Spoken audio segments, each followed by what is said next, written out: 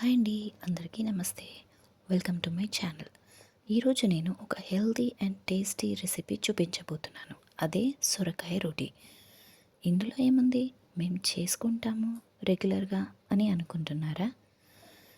కాదండి, regular recipe అయినా నేను కొంచెం హెల్తీగా ఉండేలా దీన్ని జొన్న పిండితో చేయబోతున్నాను. ఈవినింగ్ స్నాక్స్గా, మార్నింగ్ బ్రేక్ఫాస్ట్కి సూపర్ రెసిపీ అని చెప్పుకోవచ్చు. నచ్చితే మీరు కూడా ఒకసారి ట్రై చేయండి. సో ఇంకా లేట్ చేయకుండా రెసిపీలోకి వెళ్ళిపోదామా? దీనికోసం ముందుగా నేను సొరకాయని పైన ఉన్న పొట్టు తీసేసి లోపల ఉన్న గింజలు అన్నీ తీసేసి ఇలా తురిమి పెట్టుకున్నానండి. ఇప్పుడు ఇందులో ఉప్పు,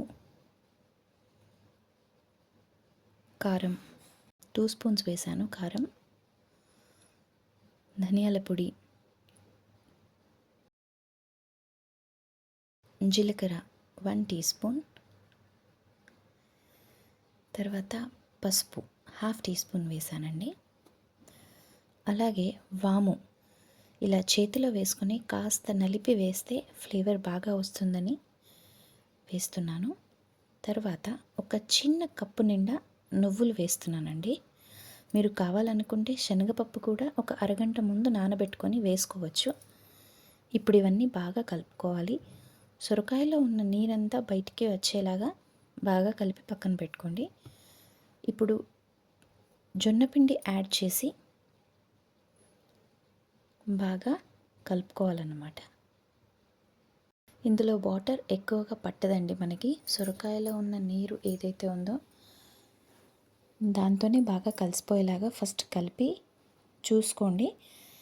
ఒకవేళ మీకు వాటర్ కావాలి, తక్కువ పడుతుంది అని అనుకుంటే కాస్త నీళ్ళు చేతిలో ఇలా తీసుకొని బాగా చిలకరిచ్చేసి మనకి చపాతీ పిండి ఎలా కలుపుతామో అలా కలిపేసి పక్కన పెట్టేసుకోవాలన్నమాట. చూసారు కదా, ఇలా మెత్తగా చపాతీ పిండిలాగా కలిపేసి పక్కన పెట్టేసుకోండి. ఒక 2 మినిట్స్ నానైతే సరిపోతుంది.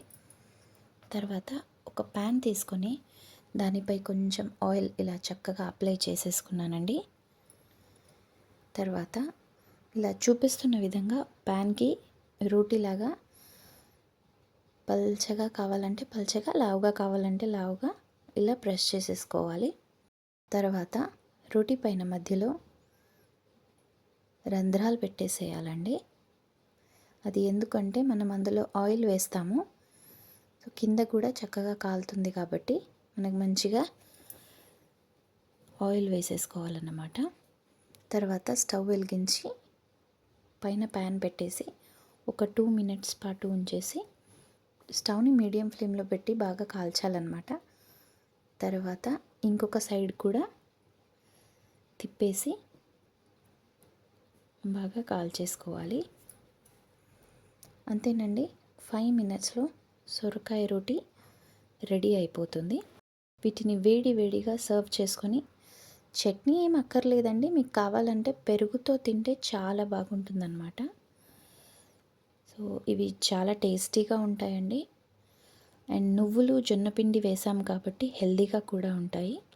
మరియు జీలకర్ర, వాము వేసాం కాబట్టి డైజెషన్ ప్రాబ్లం కూడా ఉండదు.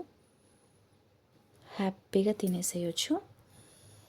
సో మీరు వీటిని ట్రై చేస్తారని అనుకుంటున్నాను. ఇక్కడి వరకు వీడియో చూసారంటే like, share, comment and subscribe చేయటం మాత్రం మర్చిపోకండి.